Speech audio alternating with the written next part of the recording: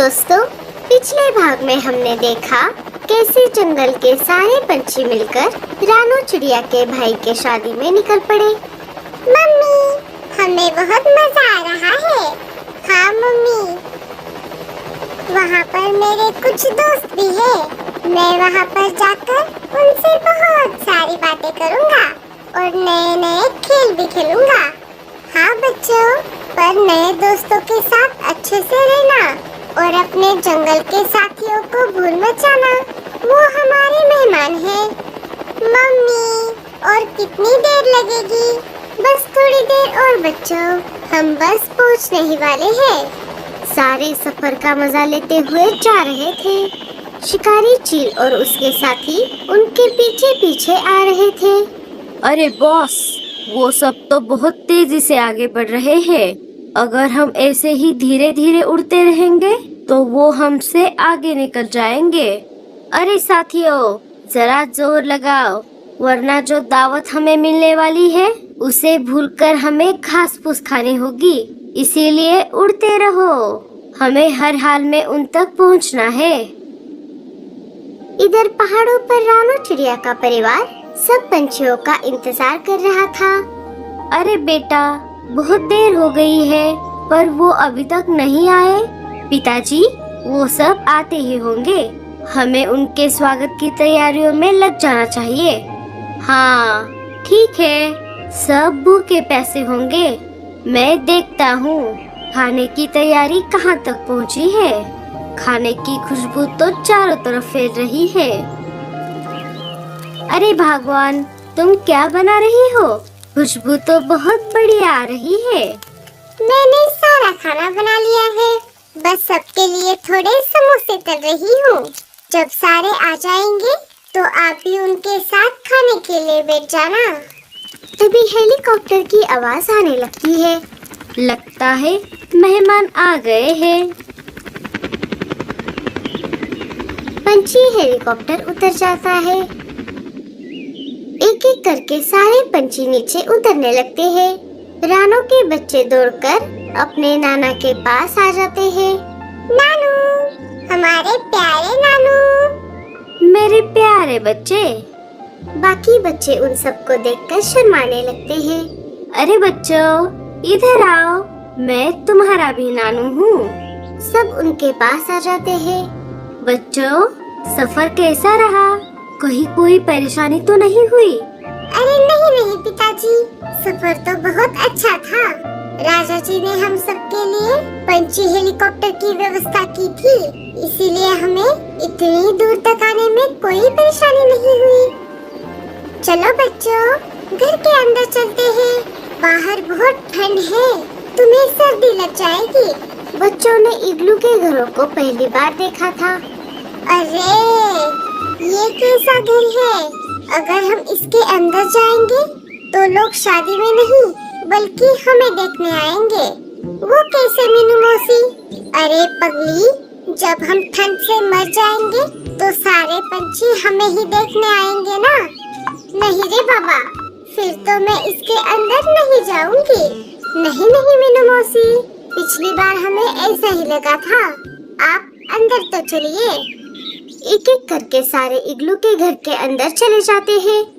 अरे हाँ, यहाँ तो जरा भी ठंड नहीं है, पर ये कैसे मुमकिन है? अरे दीदी, इसके अंदर की गर्मी अंदर ही रहती है। चलो, बहुत देर हो गई है, हम खाना खाने बैठते हैं। रानू लाडू, तुम दोनों मेरी मदद करो। अरे ओ टूनी, खड़ी खड़ी मेरा मुंह क्या देख रही है? जा, तू भी उनकी मदद कर ले, काम चोर कहेगी। इधर सारे शिकारी चील उनका पीछा करते करते वहाँ तक आ गए। बॉस, यहाँ तो बहुत ठंड है। उधर सारे पंछी मस्त खाना खा रहे होंगे और यहाँ हम हैं कि सिर्फ ठंडी हवा खाने पड़ रही है। अरे ओ बटले, शिकार करना है तो ऐसा नहीं होता। शिकार की दावत उड़ानी है तो थोड़ी बहुत तकलीफें तो झेलनी पड़ेगी। अगर हम अभी धावा बोल देंगे तो सारे सतर्क हो जाएंगे और इधर उधर भाग जाएंगे। हमें एक एक करके उनका शिकार करना होगा। इधर सारे पंछियों ने खाना खा लिया। अरे वाह मम्मी जी, आपके हाथों में तो जादू है। मेरा तो पेट ही भर गया। और यहाँ देखो, मीनू मौसी तो खाना खाते ही सो गई। हाँ दोस्तों, हमें रात में सोने की तैयारी करनी होगी। आप सब लेडीज बातें करो, तब तक हम टेंट लगाते हैं। अरे कालू, ये टेंट की क्या बात हो रही है? अरे पापा जी, आपको कोई परेशानी ना हो इसीलिए हमने यहाँ पर रहने की व्यवस्था पहले से ही की है। चलिए हम आपको दिखाते हैं। कालू और भूरा अपने साथियों की मदद लेकर टेंट को हेलीकॉप्टर से बाहर निकाल लेते हैं। ये तो इतने छोटे हैं, फिर इससे घर कैसे बनेगा? आप बस देखते जाइए, ये भूरे की खोज है। सारे काम पर लग गए। पापा, ये तो मैं कुछ अलग ही देख रहा हूँ। अरे बेटा, जैसे उनके लिए इग्लू के घर नए हैं, वैसे ही हमारे लिए ये टेंट के घर। अरे भैया, लगता है हम गलती से इस बड़े टेंट को भी साथ में लेकर आ गए। कोई बात नहीं भूरे, हम इसे इमरजेंसी में इस्तेमाल करेंगे। तब तक इसे लगाकर छोड़ देते हैं। चलो सबको बताते हैं। सब थक गए होंगे। साथियों, यही सही मौका है।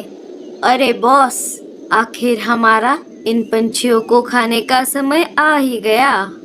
अरे अभी नहीं मूर्ख, अभी हम इस बड़े टेंट के घोंसले में छुप जाएंगे और आधी रात होते ही एक एक करके सबको खा जाएंगे। शिकारी चील और उसके साथी सबसे बड़े वाले टेंट में छुप जाते हैं, लेकिन उन्हें ये नहीं पता था कि उसका दरवाजा खराब है। गूंगा मौसी, आप धीरे से खाना खाओ, हम सब आपके पास ही हैं। हाँ हाँ साथियों, आप मेरी चिंता मत करो, मेरा काम तो आराम से ही चलता है। दोस्तों, टेंट के घर तैयार है। हम सबको ग्रुप बनाकर उसमें रहना होगा। रानो और लाडो बच्चों के साथ एक टेंट में, मैं और भूरा एक टेंट में, तोता कबूतर और सुंदर उल्लू एक टेंट में, सीमा और बुलबुल एक टेंट में और बाकी सारे आखिरी टेंट में। इसका मतलब मुझे गोरी और इसके शरारती बच्चे जग्गू के साथ में रहना पड़ेगा। नहीं नहीं, मुझे स्पेशल टेंट चाहिए। वो बड़ा टेंट क्या सिर्फ दिखाने को लाए हो? हमें इन छोटे टेंट में छोड़कर खुद बड़े टेंट में रहने की सोच रहे हो? ऐसा तो मैं हरगिज नहीं होने दूंगी। अरे मीनू मौसी, वैसी बात नहीं है। वो बड़ा वाला टेंट हम गलती से साथ में लेकर आए हैं। उसका दरवाजा खराब है। तू मुझे बहाने मत सुना भूरे, मैं तो चली। उस बड़े से टेंट में मुझे अच्छे से नींद आएगी। मीनू मौसी किसी की भी नहीं सुनती और वहाँ से चली जाती है। जाने दो भूरे, जब दरवाजा अंदर से नहीं खुलेगा तब मीनू मौसी अपने आप ही जोर जोर से चिल्लाने लगेंगी। मीनू मौसी बड़े टेंट के पास आ जाती है। उन्होंने टेंट का दरवाजा खोल दिया। देखो टूनी, मुझे बेवकूफ बनाने चले थे। भूरा तो कह रहा था इस टेंट का दरवाजा खराब है, पर मैंने इसका दरवाजा एक ही झटके में खोल दिया। अरे मीनू मौसी, पीछे देखो, पीछे पीछे तो देखो। अरे क्या है मेरे पीछे? ये तो चील है। चील? अरे एक मिनट, हाँ चील भाई। अरे टूनी, तूने देखा ना, हम दोनों अभी अभी मौत को छूकर टक से वापस आ गए। हाँ मीनू मौसी, चलो भागो यहाँ से। दोनों पसीने से लथपथ होकर सारे पंछियों के पास वापस आ गई। अरे मीनू मौसी, क्या हुआ? अकेले रहने में डर लग रहा है क्या?